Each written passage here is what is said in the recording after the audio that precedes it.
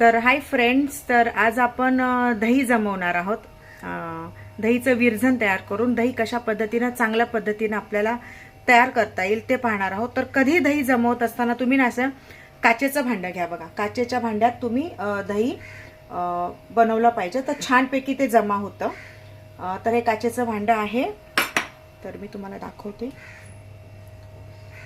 काचेच्या भांड्यामध्ये ना जे हे दही आहे ना, जे विरझन, ते चांगल्या प्रकारे ना आपण असं हे करून घेऊया.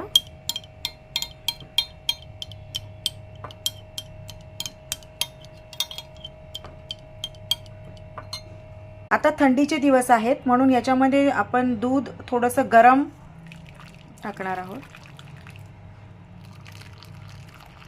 अशा प्रकारे सर्व मिक्स करून घ्या आणि 5 ते 6 तासासाठी असं तुम्ही त्याला निवांत ढाकून ठेवा.